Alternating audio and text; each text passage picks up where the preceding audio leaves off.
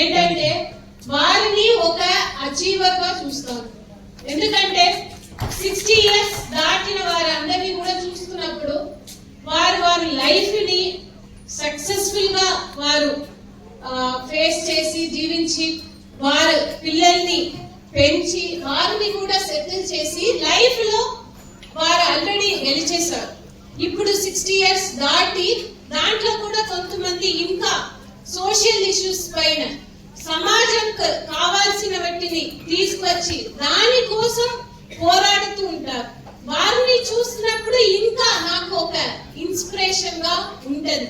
వారు ఇంత ఏజ్ లో ఇంత చేస్తున్నప్పుడు మనం ఇంకా ఎంత చేయాలి అన్న ఒక ఇన్స్పిరేషన్ ఎప్పుడు కూడా నాకు వస్తుంటది. అదేవిధంగా ఇప్పుడు ఎక్కడైనా మేము ఫీల్డ్ కి వెళ్తున్నప్పుడు ఏ విలేజ్ కి ఎక్కడికి వెళ్ళినా కూడా అక్కడ ఉన్న మన సీనియర్ సిటిజన్స్ వారితో మాట్లాడతాను. ఎందుకంటే ఏదైతే ఆ ఊరు గురించి ఆ ఊర్లో ఉన్న సమస్యల గురించి వారికంటే ఎక్కువ వేరే ఎవరు చెప్పలేరు. ఏ బుక్స్ కూడా అటువంటి ఇన్ఫర్మేషన్స్ మనకి ఏ బుక్ నుంచి కూడా ఉండదు, ఏ అధికారులు కూడా మనకి ఇవ్వరు, ఏ గూగుల్ సెర్చ్ లో కూడా అటువంటి ఇన్ఫర్మేషన్ దొరకదు. అటువంటి క్రూషియల్ ఇన్పుట్స్ ఏ ప్రాబ్లం పైన కూడా వారే చెప్పగలుగుతారు. So you are the treasure of knowledge experience.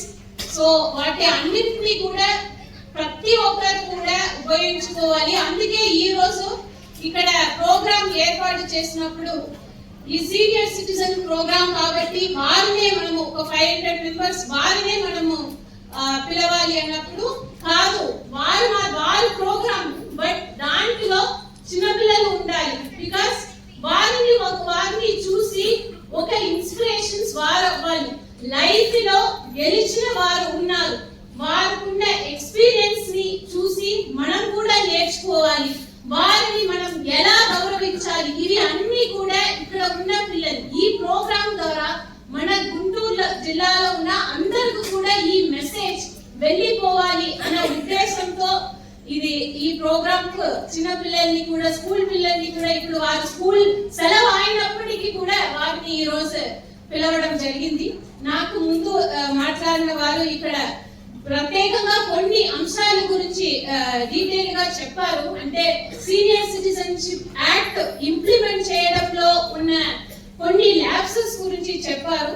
So దాన్ని కూడా మన గుంటూరు జిల్లాలో ఏదైతే మీరు మిగతా కొన్ని జిల్లాలని కోట్ చేసి చెప్పడం జరిగింది అక్కడ ఎంత సక్రమంగా ఇంప్లిమెంట్ చేస్తున్నారని, సేమ్ థింగ్ మన జిల్లాలో కూడా ముఖ్యంగా అందరూ సంబంధించిన అధికారులు దాంట్లో ఆర్డీఓ సబ్ కలెక్టర్ దగ్గర కేసెస్ వస్తాయి, అప్పీల్ ఇక్కడికి వస్తాయి. వాటి అన్నింటినీ కూడా వారికి ఒక ట్రైనింగ్ అనేది మేము నిర్వహిస్తాము. అదే విధంగా ఈ యాక్ట్ గురించి ఇక్కడ ఉన్న వాళ్ళు మీరు అందరూ కూడా చాలా దానిపైన మీకు అవగాహన ఉంది. ఇంకా ఎక్కువ మందికి ఇప్పుడు బీజేపీ పిల్లలు మీకు ఆశీస్సులు. ఈరోజు ఈ ప్రోగ్రామ్ చాలా చక్కగా ఆర్గనైజ్ చేశారు అని అనిపిస్తుంది. ఎందుకంటే 2 డిఫరెంట్ ఏజ్ గ్రూప్స్ ని ఒక దగ్గర క్లబ్ చేసి పెట్టడం అంటే ఇట్స్ ఎ గ్రేట్ మెసేజ్ గా నేను భావిస్తా ఉన్నాను.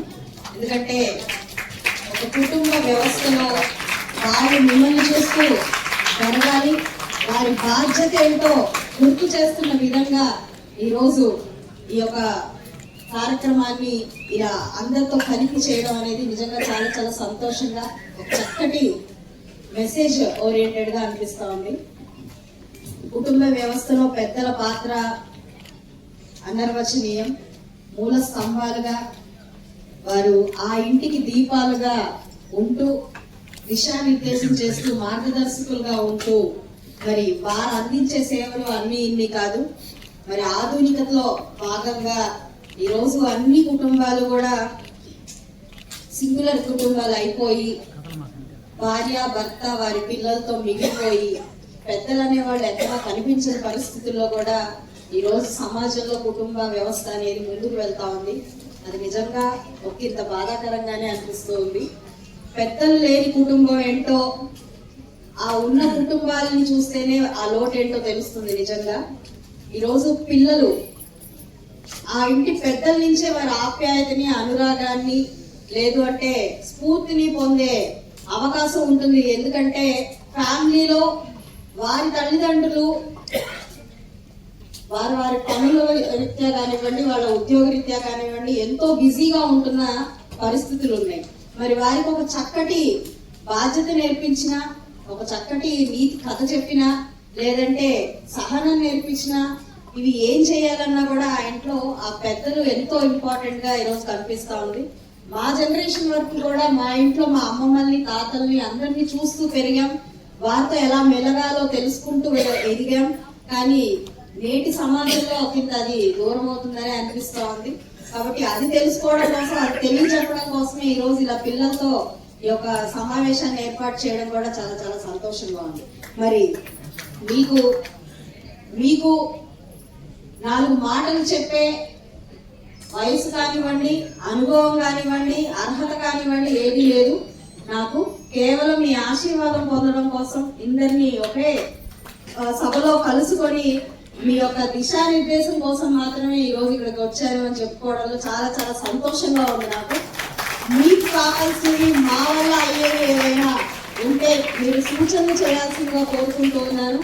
వాటన్నిటినీ మా పరిధిలో మేము చేయగలిగిన అన్ని ఒక ప్రజాప్రతినిధిగా చేయగలిగిన వయసు రీత్యా నేను ముందుగా రిటైర్డ్ కావాల్సి రాజకీయాలకు వచ్చాను. ఇంకా సర్వీస్ లో ఉంది. చాలా చిన్న ఏజ్ లో మాతో పాటు జాయిన్ అయింది సూర్యకుమార్ గారికి. మరి అదేవిధంగా మరో సోదరి పశ్చిమ నియోజకవర్గ శాసనసభ్యురాలు మాధవ్ గారికి, కోటేశ్వరరావు గారికి తమ్ముడు, ఇక్కడ తమ్ముడు ఉన్నారు, అక్కడ తమ్ముడు, అందరూ తమ్ముళ్ళే, కొంతమంది మాత్రం అన్నలు ఉన్నారు. నేను కూడా సీనియర్ సిటిజన్ లోకి వచ్చేసాను. కాబట్టి ఇది మన సమస్య.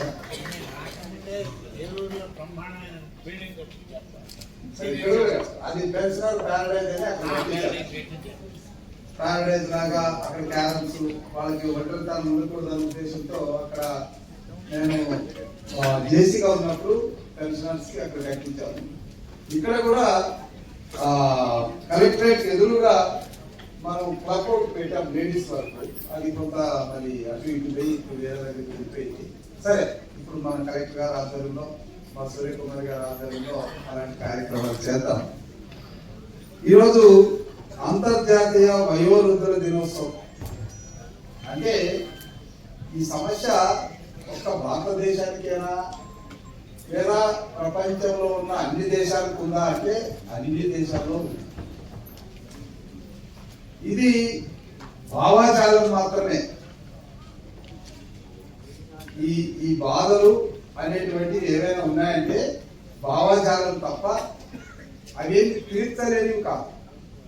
మనసుంది, మనం చేయగలము అన్నటువంటి ఒక విశ్వాసం ఉంటే పూర్తిగా ఏ తల్లిదండ్రులు ఏ సంతానానికి బరువు కాదు. ఈరోజు మనం గమనిస్తే ఇక్కడ ఉన్నటువంటి పిల్లలు అడుగుతారు, వాళ్ళు మాత్రమే సమాధానం చెప్పలేమని. ఒక కుటుంబానికి ఆస్తి అంటే ఏంటి? ఆస్తి అంటే ఏ రూపంలో చూస్తాము? మిమ్మల్ని. ఆస్తి అంటే వెంటనే ఇల్లు, నేను చెప్పరు కానీ మీ మనసులో ఉండేది అదే. ఇల్లు లేదా పొలాలు లేదా వాహనాలు, ఫ్రిడ్జ్లు, టీవీలు, బంగారు, స్మార్ట్ ఫోన్లు, మంచి డ్రెస్సు, ఇవే కదా మాకు ఆస్తులు అంటే. కానీ ఇవి కాదు ఆస్తులంటే. ఆస్తులంటే ఇంట్లో ఉన్నటువంటి పెద్దలు, 60 సంవత్సరాలు నిండినటువంటి పెద్దల యొక్క అనుభవం డబ్బుతో కూర్చలేదు, డబ్బుతో కొలవలేనిది.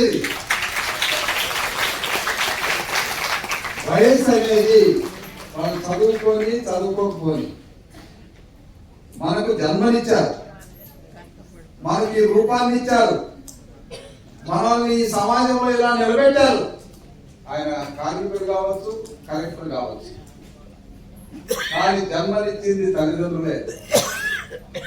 కలెక్టర్కైనా, కార్మికుడికైనా, ఈ దేశ రాష్ట్రపతికైనా జన్మనిచ్చింది తల్లిదండ్రులే. ఒక్కసారి చాలా ఓపికనే కూర్చున్నారు. కానీ ఇక్కడ కూర్చున్న పిల్లలు చెప్పినంత ఉత్సాహంగా అటు వాయిస్ మాకు రాలా. బహుశా దగ్గర వల్లేమో వీళ్ళకి వినిపించింది, ఈ వాయిస్ వాళ్ళ వాయిస్ వినిపించలేదు. ఇంతకు ముందు నా ముందు మాట్లాడిన పెద్దలందరూ చెప్పినట్టు ఈ ప్రభుత్వం అయితే మీ తరఫున మీ కోరికల్లో కొన్నైనా తీర్చడానికి నిబద్ధతతో ప్రయత్నిస్తూనే ఉండండి. దాంట్లో మీరు సందేహం పడక్కర్లేదు. మీరు ప్రత్యేకంగా చెప్పినా లేకపోతే పేపర్ రూపంలో మాకు రాసిన ఎవరి ద్వారానే వచ్చిన మెసేజ్ అయినా కానీ ఎక్కడో ఎవరితో మాట్లాడుతున్నప్పుడు మాకు చేరిన ఒక చిన్న ఇన్ఫర్మేషన్ అయినా కానీ దాన్ని ఎంతో సీరియస్ గా తీసుకొని మేము ఎప్పటికప్పుడు ప్రయత్నిస్తూనే ఉన్నాం. కొన్నింటిలో విజయవంతం అవుతున్నాం, కొన్ని ఆన్ ప్రాసెస్ ఉన్నాయి, కొన్నిటికి డబ్బు అడ్డుపడుతుంటే ఇంకొకటికి వాటికి ఏర్పాటు చేయడానికి సమయం పడుతుంది. కొన్నింటిలో విజయవంతం అవుతున్నాం, కొన్నింటిలో ఇంకా చేసుకోవాల్సింది చాలా ఉంది అనే దశలో ఉంటున్నాయి. ఫర్ ఎగ్జాంపుల్ మనకి ఈ సంవత్సరం దాకా చూసుకుంటే 50 కూడా మించని ఓల్డేజ్ హోమ్స్ ఇప్పుడు 84 అయింది. ఈ ఒక్క సంవత్సరమే అన్ని వచ్చాయి. మనకి 13 ఇంకా ప్రతిపాదనలు పంపించడం కూడా జరిగింది. కానీ ఇంకా కొన్ని జిల్లాల్లో సరిపడే స్థాయిలో రాలేదు. ఆ సరిపడే స్థాయిలో వచ్చేంత మట్టుకు కనీసం ప్రత్యేకంగా ఆ జిల్లా నుంచి కోరడం కూడా జరిగింది. అలాగే దర్పంచ్ పోర్టల్లో పెట్టుకోకుండా అన్నింటిలో నమోదు చేసుకోకుండా ఎవరైనా కనుక వృద్ధాశ్రమాలు నడుపుతున్నట్లయితే ఉన్నారు. నా దృష్టికి కొన్ని అలాంటివి వచ్చినాయి. వాళ్ళని కనుక మీరు గైడ్ చేసి కొంత నమోదు కార్యక్రమం చేస్తే కనుక 3 సంవత్సరాలు నిండుతూనే కలెక్టర్ గారి ఆధ్వర్యంలో ఇన్స్పెక్షన్ నిర్వహించి రికమెండేషన్ పంపిస్తే మనం వాటికి కూడా ఇంకొంత ప్రభుత్వ నిధిని మనం సమకూర్చుకున్న వాళ్ళు అవుతాము. తప్పకుండా దానికి ప్రయత్నించాల్సిన అవసరం మాతో పాటు మీకు కూడా ఉంది. ఎందుకంటే మీకు అలాంటి వాళ్ళ వివరాలు ఎక్కువ తెలుస్తాయి కాబట్టి. కానీ ఒక్కటైతే ఇమోషన్ గా చెప్పడం కాదు కానీ బట్ మన వయసు అనేది మన చేతుల్లో ఉందండి. దానికి బెస్ట్ ఎగ్జాంపుల్ చెప్పారు వారు, మన సీఎం గారే. మనం ఎంత అని మనం అనుకుంటే అంతే. వయసుతో పాటు కొన్ని ఇనెంటులుగా వస్తాయి. నా జుట్టు ఎందుకు తలబడిపోయింది, అదేదో జబ్బా అంటే జబ్బు కాదు అది. వయసుతో పాటు శరీరానికి వస్తున్న మార్పు అలాంటివి కొన్ని ఉంటాయి. ఇంతకుముందు పరిగెట్టినట్టు మనం పరిగెట్టకపోవచ్చు. ఇంతకుముందు కూర్చొని బ్రహ్మాండంగా వేసేవాడు, ఇప్పుడు ఏదో పట్టుకోవాల్సి వస్తుంది ఉంటాయి. అవన్నీ వయసుతో పాటు వచ్చే మార్పులే. దేవుడు ఇంకా నీకు పరిగెట్టాల్సిన అవసరం లేదని శక్తి తగ్గిస్తున్నాడని అర్థం చేసుకోవాలి. కొన్ని విడవాల్సి కొన్ని ఉంటాయి, కొన్ని చేర్చుకోవాల్సి కొన్ని ఉంటాయి. ఖచ్చితంగా మీరు కంప్లైంట్ అంటున్నానని అనుకోవద్దండి. ఇంతకుముందు పెద్దలైనట్టు 45 లోపల వాళ్ళని తీసుకొని మేము మాట్లాడుతున్నప్పుడు మా నాన్న మా పిల్లల్ని చెడగొట్టేస్తాడండి, తీసుకెళ్ళి అది ఇది కొనిపెట్టేస్తారు, అందుకే పిల్లల్ని మాట్లాడేమో అన్నవాళ్ళు కూడా ఉన్నారు. ఈ ప్రేమ కొద్ది చేస్తారు, అది నాకు తెలుసు. కానీ వాడేంటంటే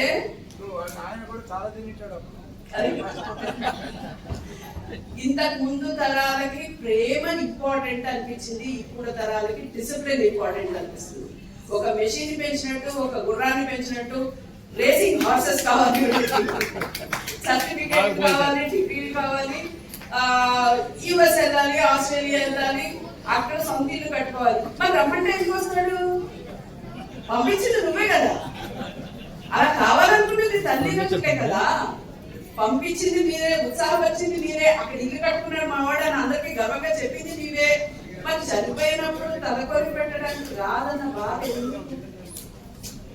మనం ఆలోచించుకోవాల్సిన అవసరం ఉందండి. మన దగ్గర ఉన్న